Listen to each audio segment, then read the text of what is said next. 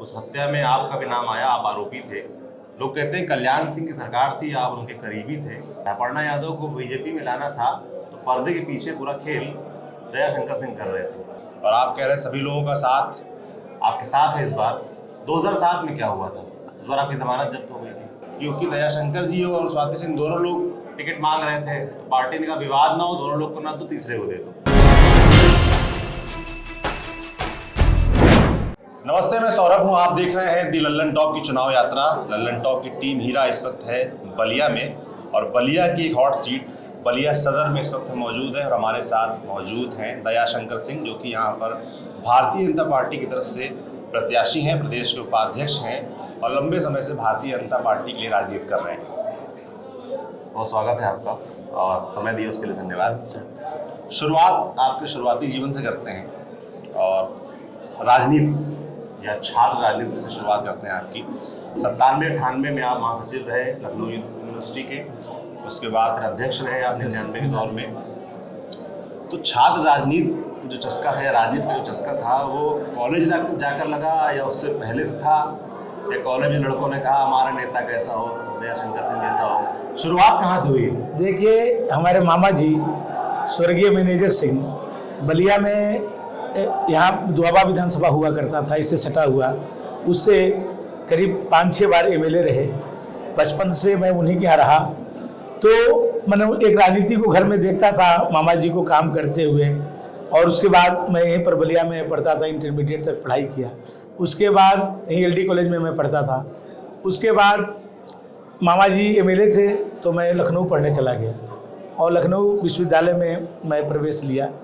उसके बाद वहाँ विद्यार्थी परिषद से जुड़ गया और विद्यार्थी परिषद से जुड़ गया तो विद्यार्थी परिषद के कार्यकर्ता के रूप में काम करता था। उसके बाद विद्यार्थी परिषद ने मुझे छात्र संघ के महामंत्री का चुनाव लड़ाया।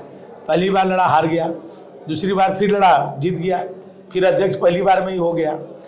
फिर जो है, जब अध्यक्ष हटे 2 महीना भी नहीं बीता था कि स्वतंत्र देव सिंह जी उस समय युवा मोर्चा के प्रदेश अध्यक्ष थे, हमको अपने टीम में प्रदेश मंत्री बना दिए। फिर जो है युवा मोर्चा के प्रदेश के उपाध्यक्ष हो गए 1 साल के बाद। फिर राष्ट्रीय मंत्री हो गए युवा मोर्चा के। फिर राष्ट्रीय उपाध्यक्ष हो गए धर्मेंद्र प्रधान जी, जो आजकल प्रभारी हैं, मैं उनका उपाध्यक्ष था।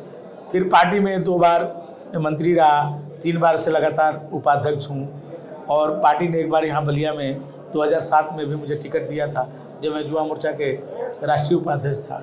उस समय मैं चुनाव हार गया। 12 में भी मैंने तैयारी की थी, नहीं मिला टिकट। 17 में भी तैयारी किया था लेकिन नहीं मिला। 17 में आप थोड़ा फास्ट फॉरवर्ड चले गए, 1998 में लौटते हैं। 1998 में आपकी एक प्रतिद्वंदी की यूनिवर्सिटी, जो आप छात्र राजनीति करते थे, उनकी हत्या हुई। उस हत्या में आपका भी नाम आया, आप आरोपी थे। लोग कहते हैं कल्याण सिंह की सरकार थी, आप उनके करीबी थे, इसलिए क्राइम ब्रांच को ये जांच ट्रांसफ़र कर दी गई। क्या मामला था पूरा? ये सही है कि मेरा नाम उसमें एफआईआर में आया था और कल्याण सिंह जी उस समय मुख्यमंत्री थे, लेकिन केवल इसलिए कि मैंने ये घटना थी 12 तारीख को और नॉमिनेशन होना था 16 तारीख को। तो हमारे जो विरोधी प्रत्याशी थे, वो उनके एक समर्थक की हत्या हुई थी, दूसरे लोगों ने किया था। तो उनके उस समय लोगों ने उनको सिखाया कि दयाशंकर सिंह का नाम डाल देंगे तो वो चुनाव नहीं लड़ पाएंगे, तो आप चुनाव जीत जाएंगे। हम मुख्य प्रतिद्वंदी थे, लेकिन मैं उसके बाद उन्होंने मेरा नाम डाल दिया। उसके बाद उसको सीबीसीआईडी में जांच ट्रांसफ़र हुई और चुनाव हुआ। चुनाव में मैं चुनाव जीता और उसके बाद जो है मैं उसमें निर्दोष साबित हुआ। सीबीसीआईडी ने हमको निर्दोष साबित किया। तो मैं उस घटना में था ही नहीं, मेरा कोई उससे लेना देना नहीं था। केवल हम चुनाव न लड़े, इसलिए हमारे जो विरोधी थे उन्होंने मेरा नाम डाल दिया। दयाशंकर सिंह के बारे में लोग कहते हैं कि बड़े जुगाड़ी नेता हैं और इसीलिए लंबे समय से टिकट भले ना मिले लगातार, पर सांगठनिक जो पद होते हैं उन पर लगातार बने रहे और बड़े ऑपरेशन में इनको लगाया जाता है। अपर्णा यादव को बीजेपी में लाना था तो पर्दे के पीछे पूरा खेल दयाशंकर सिंह कर रहे थे। क्या कहानी है इसकी? देखिए, पार्टी जो भी काम आज तक दी है, मैं उसको पूरे अपने जितनी हमारी ऊर्जा है, उस ऊर्जा के साथ, पूरे मनोयोग के साथ मैं उस काम को करता हूँ। कभी भी जो भी काम मिला पार्टी ने जहाँ भी भेजा अपर्णा वो भी यादव को किया। आप लेकर आए पार्टी? और अपर्णा जी से भी मेरे पुराने परिचय था। वो जब छोटी थी, उनके पिताजी मैंने टाइम्स ऑफ इंडिया के रिपोर्टर हुआ करते थे, मैं विश्वविद्यालय में पढ़ता था, तो ये समय बहुत छोटी थी, तब से मेरा परिचय था उस परिवार से। और मैं पार्टी लाइन को छोड़ करके भी मेरे संबंध रहते हैं और मैं उस संबंधों को जीवंत रखता हूँ। आज ये लोग बहुत बताते हैं कि पार्टी लाइन छोड़कर आपके बड़े आज भी बलिया में भी आपको यहाँ पार्टी नहीं है। मैं चुनाव जरूर लड़ रहा हूँ, आप देखेंगे हमारे मंत्री जी 2 भाई हैं, जो हमारे पूर्व मंत्री जी हमारे खिलाफ हैं, जो समाजवादी पार्टी से लड़े। तो 2 भाई हैं, 2 भाई में एक उनका जो बड़ा भाई हमारे ही साथ हैं, और आप देखेंगे उनके घर पे भी भाजपा का झंडा लगा हुआ है, हमारे विरोधी के घर पे भी भाजपा का झंडा लगा हुआ है।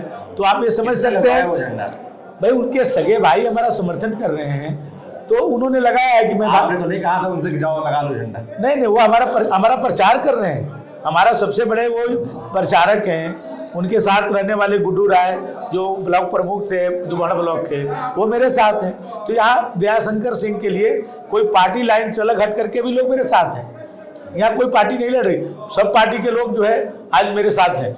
आप अभी कल एक पता कर लीजिए, आप बलिया आए हुए हैं, मैं स्वागत करता हूँ, अभिनंदन करता हूँ आपका। मैं स्वागत नहीं कर पाया, मैं बलिया ये मंगल पांडे जी, चित्तू पांडे, जयप्रकाश नारायण जी और चंद्रशेखर जी की धरती पर आपको प्रणाम करता हूँ, भृगु जी की धरती पर आपका स्वागत करता हूँ।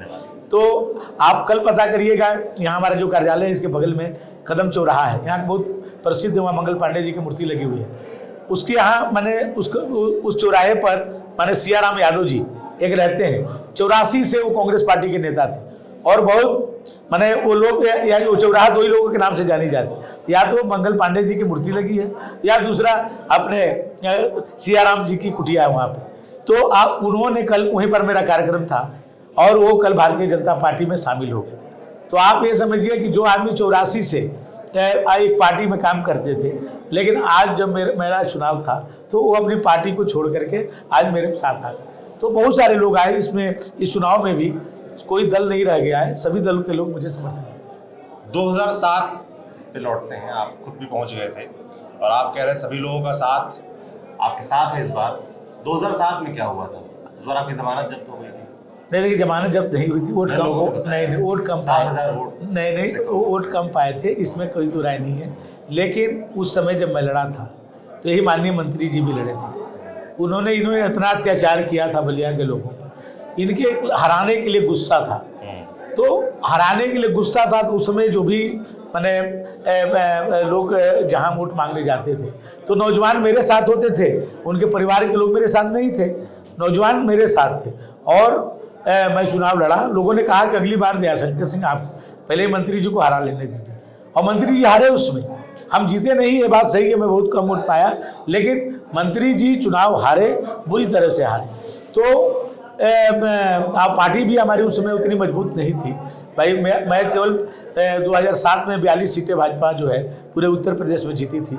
आज भाजपा जो है 325 वाली भाजपा है, आज मोदी जी वाली भाजपा है, जो केवल भारत में नहीं, आज पूरे दुनिया में, आज दुनिया में भाजपा भी थी, आज पूरे दुनिया में सबसे बड़ी पार्टी भाजपा है।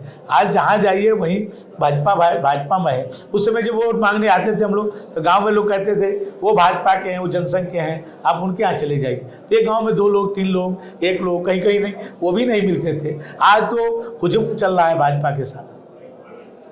लोग कह रहे हैं कि दयाशंकर जी बलिया सदर से टिकट नहीं चाहते थे, उनका मन रखा था सरोजिनी नगर सीट पर, जहाँ से आपकी पत्नी चुनाव लड़ी थी 2017 में और जीती थी, मंत्री भी बनी थी, और आपके होर्डिंग पोस्टर भी तमाम वहाँ लगे हुए थे। तो लोग कह रहे हैं कि क्योंकि दयाशंकर जी और स्वाति सिंह दोनों लोग टिकट मांग रहे थे, तो पार्टी ने कहा विवाद ना हो, दोनों लोग को ना, तो तीसरे को दे दो। क्या हुआ? देखिए ऐसा नहीं है। 2007 में भी जब मैं आया था तो उस समय के हमारे जो मित्र थे और पार्टी में भी हमारे जो शुभचिंतक थे, वो मुझसे कहे थे कि तुम राजधानी में यूनिवर्सिटी के प्रेसिडेंट रहो, जनरल सेक्रेटरी रहो, पार्टी के तुम इतने बड़े वर्कर रहो, तुम जो है यूथ के प्रेसिडेंट रहो उत्तर प्रदेश में, और राजधानी छोड़ करके तुम बलिया क्यों लड़ने जा रहे हो? हमने कहा कि मेरा बचपन बलिया में बीता हुआ है, मेरे एक सपना था कि बलिया के लिए कुछ करूं, लखनऊ में करने के लिए कुछ नहीं है। उस समय अटल बिहारी वाजपेयी जी जिंदा थे, हम लोग विद्यार्थी जीवन से उनसे जुड़े हुए थे, तो हमने कहा कि यहाँ काम करने के लिए कुछ नहीं है, यहाँ के लिए तो अटल जी हैं, और काम करने के लिए कहीं है तो बलिया में, जहाँ पर विकास में कुछ नहीं हुआ है, तो यदि वहाँ के जनप्रतिनिधि बनूंगा तो कुछ वहाँ के लोगों के लिए करूँगा। जहाँ पर मैं पढ़ा हूँ, पला हूँ, तो मेरा एक सपना था, तो उस सपने के लिए मैं 2007 में भी आया, फिर 2012 में भी मैंने कोशिश की थी, 2017 में भी कोशिश की। पार्टी का ऐसा कुछ समीकरण बना कि भाई उस समय हमको 2017 में भी नहीं मिला, और आज जब पार्टी ने मुझे कहा कि आपको बलिया से लड़ना है, मुझे बहुत प्रसन्नता हुई। बताइए सुरंडी नगर में क्या नहीं है? सौरभ जी आप बताइए, लखनऊ का एयरपोर्ट किस क्षेत्र में है? लखनऊ का मैंने एयरपोर्ट सुरंडी नगर में है। पीजीआई किस क्षेत्र में है? सुरंडी नगर में है। भाई इकाना स्टेडियम अटल बिहारी वाजपेयी किसमें है, जो विश्व स्तरीय है? सुरंडी नगर में।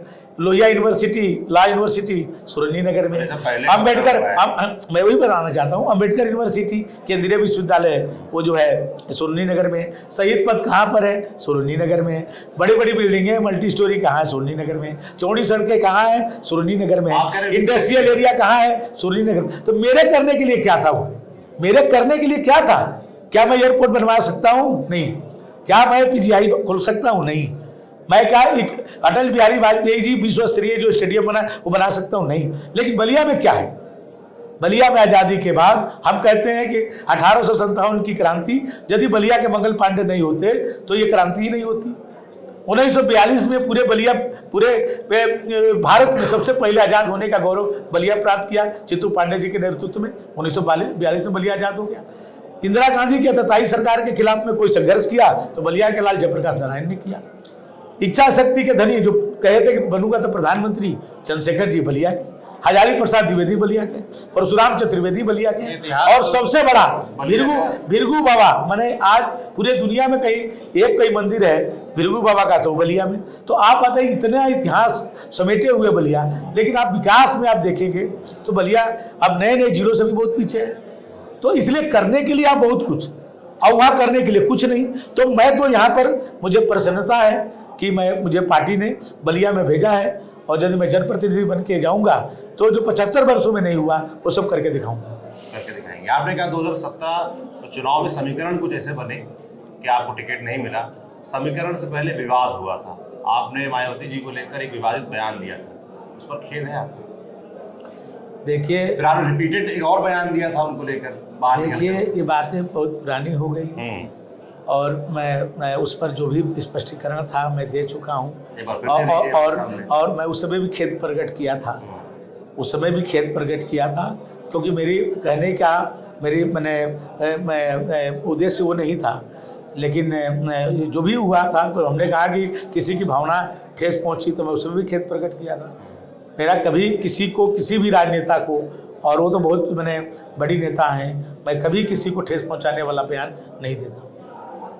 आपका एक बयान और था जिसमें आपने मीडिया के सामने कहा था कि पार्टी का आदेश है, स्वाति सिंह को टिकट मिला, आपने उनको चुनाव लड़वाया, आपने कहा पार्टी का आदेश है इसलिए मैं चुनाव लड़वाऊंगा।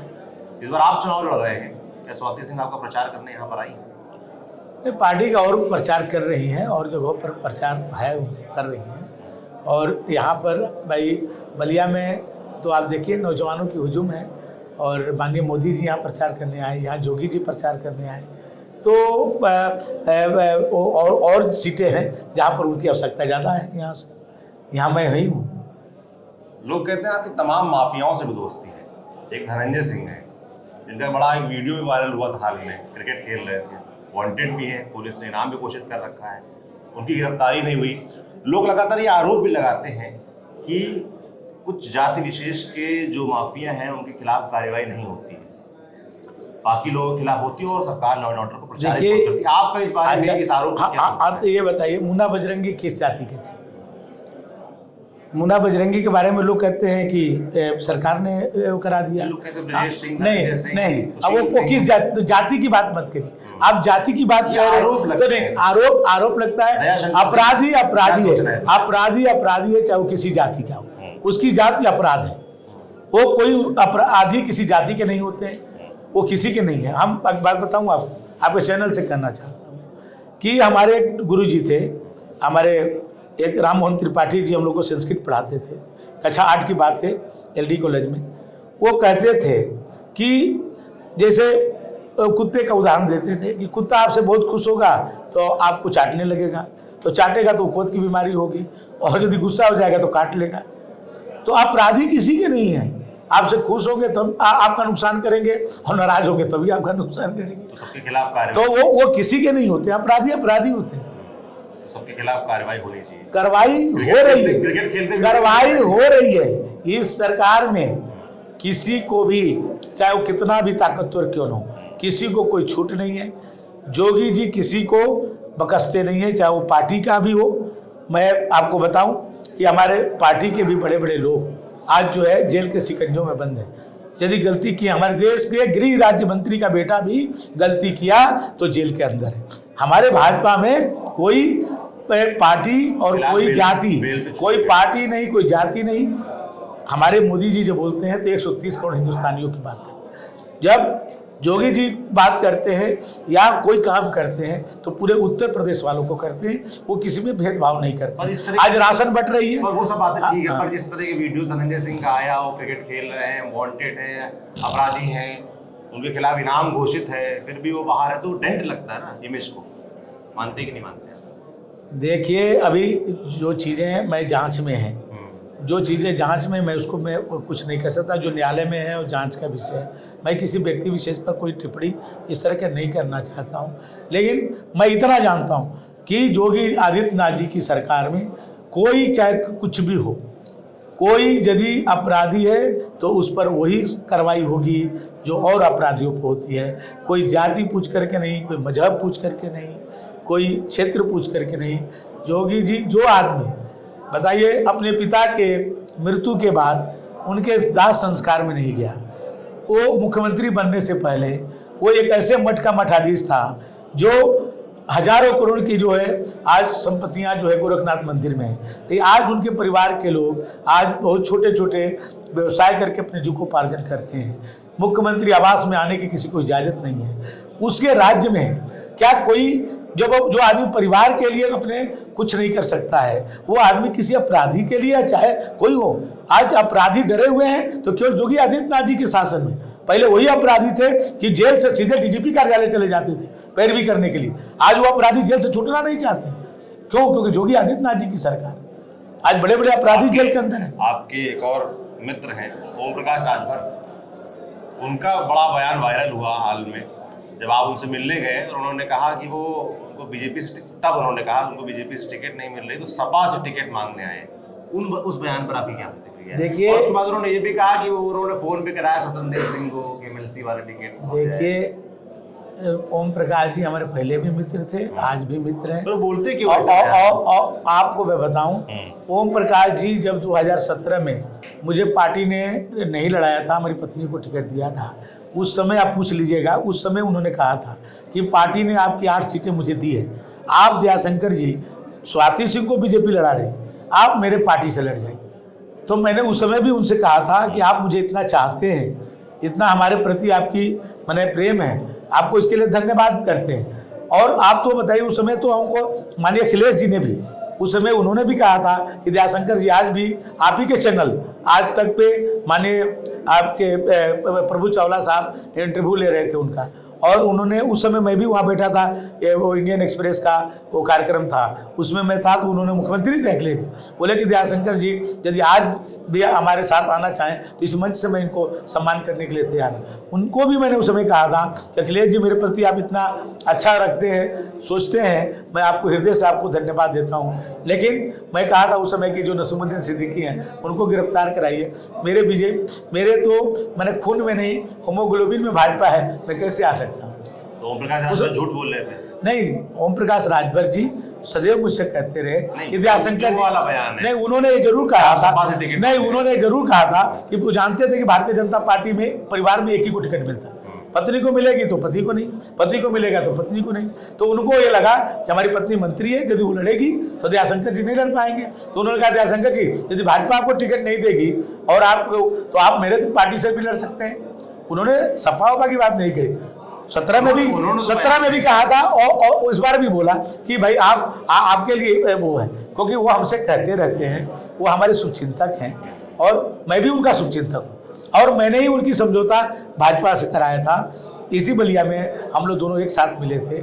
हमने उनसे रिक्वेस्ट किया था कि आप बीजेपी के साथ आइए, क्योंकि बीजेपी से उनका नेचुरल अलायंस है। आज जिस पार्टी में वो गए हैं उससे उनका नेचुरल अलायंस नहीं है। उनकी पार्टी का नाम है सुहेल देव भारतीय समाज पार्टी, और सुहेल देव कोस रहे हैं बीजेपी के नेताओं, कोस रहे हैं इसलिए कि विपक्ष में है, विपक्ष में है तो कोसेंगे, नहीं तो कैसे आरती उतारेंगे, वो तो कोसना ही है उनका। लेकिन ये बताइए कि सुहेल देव का हत्यारा कौन था?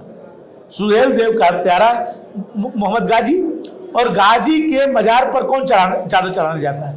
अखिलेश जी जाते हैं, और अखिलेश जी से उन्होंने समझौता कर लिया। तो वो समझौता किए हैं, उनके मतदाता समझौता नहीं किए हैं, क्योंकि ये नेचुरल अलायंस नहीं है। नेचुरल अलायंस उनकी भाजपा की है।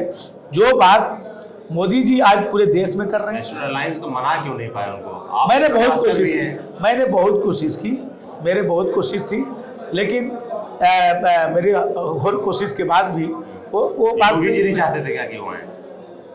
देखिए, मैं ये नहीं कह सकता हूँ भाई, वो दोनों तरफ से बातें नहीं हुई भाई, तो नहीं हो पाई। मेरी कोशिश थी, मैंने अंतिम समय तक मैं कोशिश किया कि उनका जो नेचुरल अलायंस है भाजपा के साथ है, उनके जो वोटर्स हैं वो आज वो मोदी जी के के भी साथ हैं।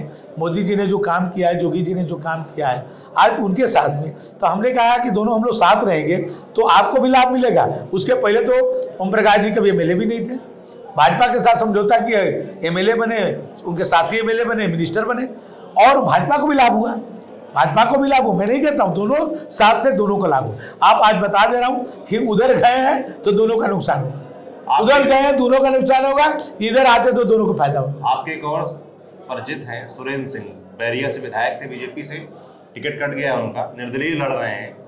आपने कहा कि उनका आशीर्वाद मिलेगा, वो आपके मामा के कॉलेज में पढ़ाते थे, और उनका कहना है कि बलिया में कोई सीट बीजेपी नहीं जीत पाएगी, तो आशीर्वाद मिल रहा है। देखिए, वो मैं उनकी बहुत श्रद्धा करता हूँ। मैं अंतिम समय तक बहुत कोशिश किया, उनको भी कोशिश किया कि भाई आप जो है, पार्टी ने आपको एमएलए बनाया, आप माने हो सकता है पार्टी की इसमें परिस्थिति नहीं, ये भारतीय जनता पार्टी है। मैंने उनको बहुत समझाया कि रामनाथ कोविंद जी जो आज देश के राष्ट्रपति हैं, वो भी लोकसभा का टिकट मांगे थे, और जब उनको टिकट नहीं दिया पार्टी ने तो क्या उनको सम्मान नहीं किया, आज उनको राष्ट्रपति बना दिया। तो भाजपा है। हमारे फागू चौहान जी मंत्री नहीं बने, आज हमारे बिहार के गवर्नर हैं। राम प्रकाश गुप्ता जी, बहुत बड़ा उदाहरण दे रहा हूँ, राम प्रकाश गुप्ता जी लखनऊ से सिटिंग एमएलए थे, लखनऊ मध्य से, और उनका टिकट कट गया सन 2000 में, और टिकट कटने के बाद आप समझिए उसी टेन्योर में, जिस टेन्योर में उनका टिकट कटा, उसी में वो मुख्यमंत्री बन गए। माननीय कल्याण सिंह जी हटे तो मुख्यमंत्री। तो आज नाम जो है लक्ष्मीकांत वाजपेयी के लोग जोड़ते, तो आप देखिएगा, क्या देखिएगा लक्ष्मीकांत वाजपेयी जी को, आज नहीं तो कल देखिए पार्टी उनको कहीं ना कहीं बनाए। आज वो नहीं, इंतजार नहीं, राज्यसभा की बारी आती, लोग चर्चा करते हैं। सौरभ भाई आप ये बताइए कि लक्ष्मीकांत वाजपेयी जी उस ज्वाइनिंग कमेटी के चेयरमैन हैं जिसमें 2 डिप्टी सीएम उनके सदस्य हैं। माने 2 माननीय केशव मौर्य जी, माननीय दिनेश शर्मा जी, और मैं भी उसका एक साधारण सदस्य हूँ। आज उसके वो ज्वाइनिंग कमेटी के वो चेयरमैन है। लोग वही कह रहे हैं, जरूरत पड़ी तो बना दिया, नहीं जरूरत नहीं, तो कुछ नहीं। आप देखिए पार्टी कब किसको बनाएगी, क्या उसका दायित्व देगी, ये हमारे केंद्रीय नेतृत्व तय करता है कि किस व्यक्ति का किस समय क्या उपयोग है, वो करते हैं। आप देखिएगा एक दिन कि जो ऐसा अवसर आएगा तो आप देखिएगा कि वो कहाँ पर रहेंगे। अभी हम ही लोग, अरे ये बताइए, हमको ही पार्टी ने 15 साल बाद टिकट दिया, तो क्या हम ये सोच लेते कि पार्टी मुझे कभी सोचेगी नहीं तो मैं क्या काम कर पाता। आज देखिए, आज भाजपा ने हमको 12 में नहीं दिया, 17 में नहीं दिया, आज 22 में टिकट दिया, तो कब हमको कहाँ उपयोग करना है, तो ये तो भाजपा के हमारे जो नेतृत्व है, हमारी जो निर्णायक मंडल हमारा है, वो तय करता है। तो हर कार्यकर्ता के बारे में, ये भाजपा किसी की नहीं है, ये कार्यकर्ताओं की पार्टी है। कोई व्यक्ति 1 बार से 2 बार नहीं रह सकता है, 3 साल में हर कमेटी बनती रहती है, बदलती रहती है। ये हम सबकी पार्टी है। और भाई सपा बाप बेटे की पार्टी है, बाप हटे तो बेटा। कांग्रेस पार्टी माँ बेटे की पार्टी, माँ हटी तो बेटा, बेटा हटा तो माँ। तो ये भाजपा है, इसमें किसी व्यक्ति विशेष की बात नहीं है, ये इसमें हम सब मिलकर के, आज हमारे पास दायित्व है, कल किसी और के पास होगा। अखिलेश यादव आए थे बलिया में, बोल गए छलिया बनाम बलिया का चुनाव है। देखिए अब ये सही हो सकता है। ये किसको बोल रहे हैं? और चलिए अपने आप को बोल रहे होंगे, यहाँ के प्रत्याशी के बारे में बोल रहे होंगे, क्योंकि आज हमारे खिलाफ में जो प्रत्याशी हैं उनको उनके मंच से धक्का देकर के नीचे उतार दिया गया। उनके सिक्योरिटी गार्ड ने, एक तो वो बलिया में आए नहीं प्रचार करने के लिए, ना वो आए, ना समाजवादी पार्टी का कोई नेता आया। एक भी समाजवादी पार्टी के नेता बलिया में हमारे विरोधी प्रत्याशी जो हैं पूर्व मंत्री जी, उनके लिए एक भी व्यक्ति यहाँ प्रचार करने के लिए नहीं आया। वो फेफना में गए, वो जो है बांसजी में गए, वो जो है बेलथरा में गए, बैरिया में गए, लेकिन बलिया में नहीं आए, क्योंकि इस मंत्री जी को उन्होंने बर्खास्त किया था। इस मंत्री जी को उन्होंने मंत्री रहते हुए बर्खास्त किया था। और आज तो हद हो गई कि जब उनके मंच पर फेफना में गए तो वहां मंच से उनके सिक्योरिटी गार्ड ने उतार दिया। आप वीडियो देखिए, वीडियो चल रहा है कि मंच से उतारे गए। तो आप वो किसको छलिया बोल रहे हैं, आप समझ लीजिए। आप प्रत्याशी की बात कर रहे हैं। 2017 के चुनाव में इस सीट से जो प्रत्याशी थे आनंद स्वरूप शुक्ला जीते, मंत्री बने, पर लोग अभी घूम के आ रहे हैं बलिया में बड़ा नाराज दिखे उनसे। बोले कि 5 साल में मंत्री थे, चाहते तो मुझे काम करवा सकते थे, ग्राम विकास मंत्री उसी से जुड़ा कुछ काम करवा सकते थे, वो इंडस्ट्री लगवा सकते थे, पर कोई खास काम नहीं हुआ। लोग मेडिकल व्यवस्थाओं लेकर बड़ी शिकायत करते हैं कि मेडिकल कॉलेज आना था, जमीन नहीं मिल पाई, मेडिकल कॉलेज चला गया। सीवर लाइन की दिक्कत तो बताते हैं, जगह जगह पानी भर जाता है बारिश होती है, तो बड़ी शिकायतें लोग कर रहे हैं। सरकार से बड़ी उम्मीदें थी, तो दयाशंकर सिंह पर कैसे विश्वास कर पाए लोग कि यहाँ मंत्री रहा हमारे सीट पर, वो नहीं कुछ कर पाए, तो आप कैसे करेंगे? ये सही है, आपकी बात को मैं स्वीकार करता हूँ कि बलिया में ये जो चीज़ें आपने बताई है कि सीवर सिस्टम खराब है, यहाँ पर मेडिकल कॉलेज की आवश्यकता है, यहाँ इंडस्ट्री की आवश्यकता है। आप जो कह रहे हैं सच्चाई है, जो बरसों से नहीं हुआ। इसके पीछे एक बहुत बड़ा रीज़न है। रीज़न ये है कि जहाँ हम लोग बैठे हैं, ये हमारा मुख्य केंद्र है बलिया का। सामने भृगु बाबा का मंदिर है, जस्ट सामने रोड के उस साइड में। ये बलिया का हृदय स्थली है। यहाँ से 200 मीटर के बाद गंगा जी की तलहट शुरू होती है। दक्षिण में गंगा जी, पूरब में गंगा जी, पश्चिम में एक यहाँ पर कटहर नाला है। ये बहुत पुराना कटहर नाला है, मालूम नहीं 200 वर्षों का है कि 300 वर्षों का है, मैं नहीं जानता हूँ कि उत्पत्ति कब हुई थी। एक लेकिन बलिया में इतनी गंदगी है कटहर नाला में कि इतने बड़े बड़े मच्छर होते हैं, पूरे विश्व में कहीं नहीं होंगे जितना बड़ा मच्छर बलिया में लगते हैं। तो बलिया का विस्तार नहीं हो पाया आगे। जब हमारी देश गुलाम था तो उस समय भी उतने ही बलिया था जितना आज बलिया है। बलिया के विस्तार नहीं हो पाया। तो अब सबसे बड़ी चीज़ है जो मेडिकल कॉलेज की बात आपने की। मेडिकल कॉलेज की स्थापना तब हो सकती है जब 25 एकड़ ज़मीन हो, और 25 एकड़ ज़मीन इकट्ठे मिलती नहीं। तो मेरा एक प्लान है, वो प्लान आपको बता दूं कि फेफना से हल्दी तक एक रिंग बंधा हो जाए, वो 4 लेन का हो। अरे जोगी जी से मैंने कहा था, जोगी जी परसों आए थे, मैंने उनसे कहा, मोदी जी कल आए थे, मैंने उनसे भी कहा, तो उन लोगों ने कहा कि किया जाएगा। हमने कहा कि फेफना से लेकर हल्दी तक कर दीजिए, 4 लेन कर दीजिए, उस पर रिंग बंधा भी हो रहेगा, 4 लेन भी रहेगा, तो हजारों हेक्टेयर ज़मीन बलिया शहर को मिल जाएगा। बलिया शहर गंगा जी के, जो आज गंगा जी हैं वहाँ तक, जहाँ पानी है आज, वहाँ तक चला जाएगा। उसके बाद हम लोग उसी में मेडिकल कॉलेज, इंजीनियरिंग कॉलेज या कोई कल कारखाना खोलना होगा तो उसमें हम लोग खोल सकते हैं। और लोग विश्वास नहीं कर पा रहे, लोग ये भी आरोप लगा रहे हैं कि दयाशंकर जी तो बड़े नेता हैं। और दूसरी बात एक और बता दें, लखनऊ के नेता हैं, चुनाव लड़ने आए हैं 15 साल बाद। जैसे कि आनंद स्वरूप शुक्ला जो भी लखनऊ रहते थे, काम नहीं कराया, दयाशंकर जी वापस चले जाएंगे। देखिए आपको मैं बता दूं, पहले बात तो आपने एक सीवर वाली बताई, तो सीवर वाली बताना इसलिए जरूरी है कि आज जो सीवर में पानी लगा है बलिया में, ये हमारे मंत्री जी की देन है।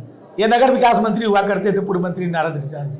उस समय इन्होंने इतना घोटाला किया सीवर में, इतना घोटाला नहीं, सपा सरकार में भी काम नहीं हुआ बलिया का, नहीं, पूरा घोटाला करके पूरे रोडे तोड़वा दिए, आज तक रोडे वो बनी नहीं, ये सच्चाई है। और उन्होंने इतना बड़ा घोटाला किया कि आज तक उसकी जो है सही ढंग से उसकी वो नहीं हुई, बन नहीं पाया, और उसके कारण पानी हो गया बलिया।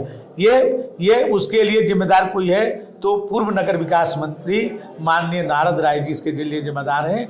और आपको जिम्मेदार है, मगर 5 साल से आपकी सरकार थी, मंत्री थे, 2 मंत्री जिले से थे, वो जिम्मेदार नहीं है।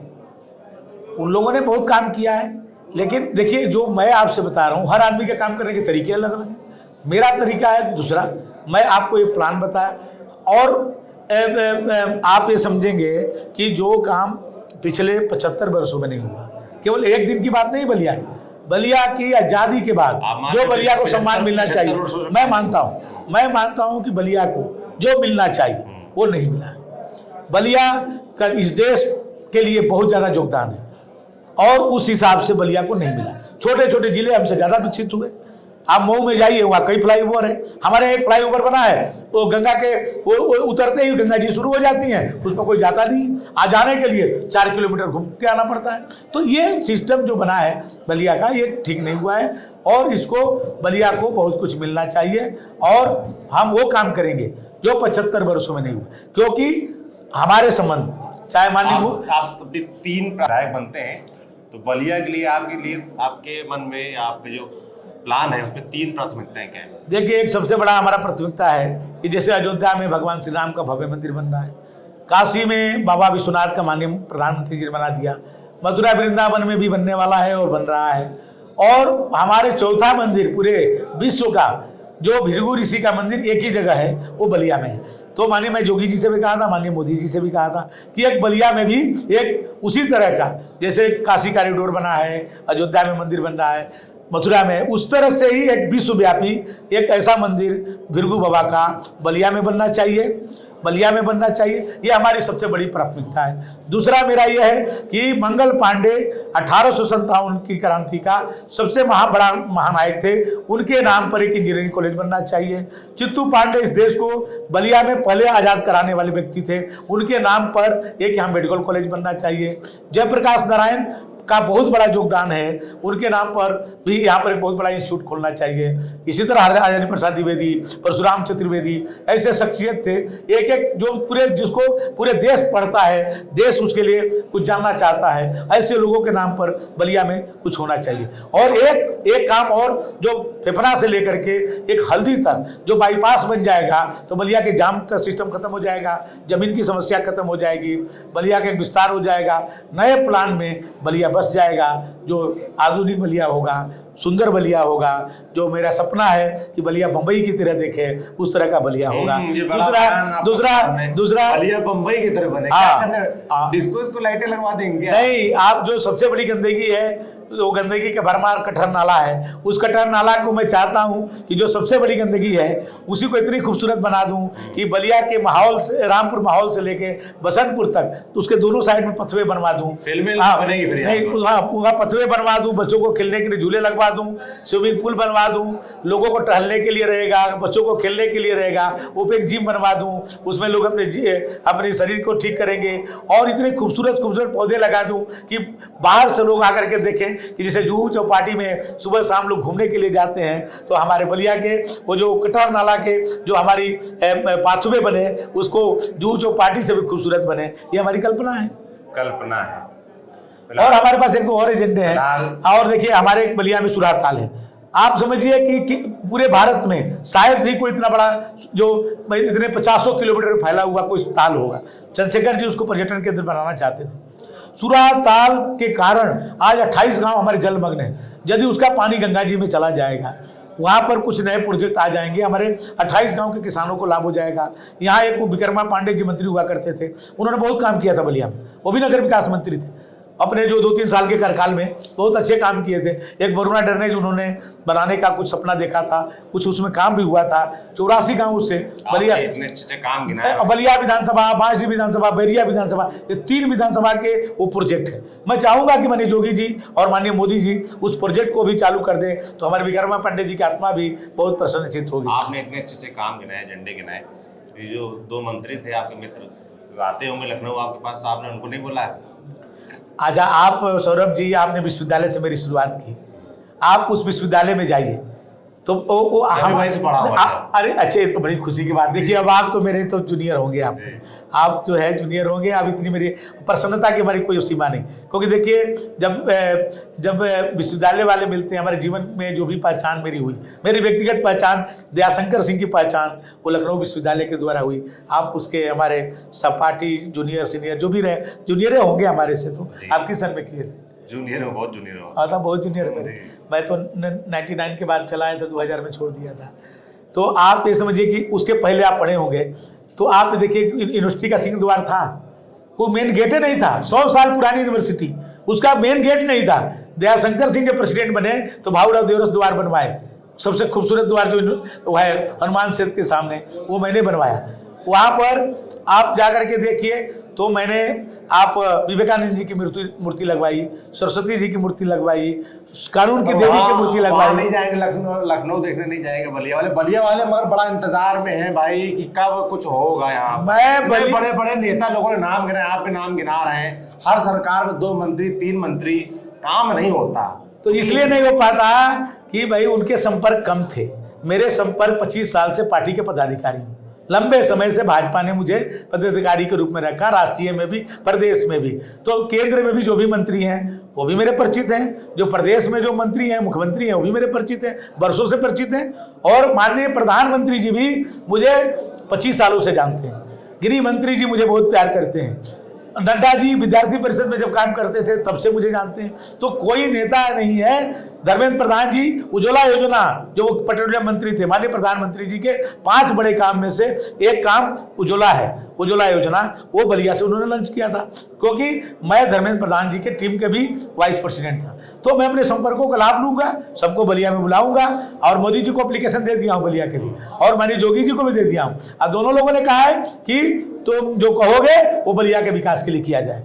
चलिए भाई, तो ये थे दयाशंकर सिंह, इन्होंने अपनी पूरी बात रखी। ये पूरी बातचीत आपको कैसी लगी हमें कमेंट बॉक्स में लिखकर जरूर बताएं। बाकी देखते रहिए दी लल्लन टॉप की चुनाव यात्रा। मैं सौरभ हूं, कैमरे के पीछे मेरे साथ जेरी हैं। शुक्रिया।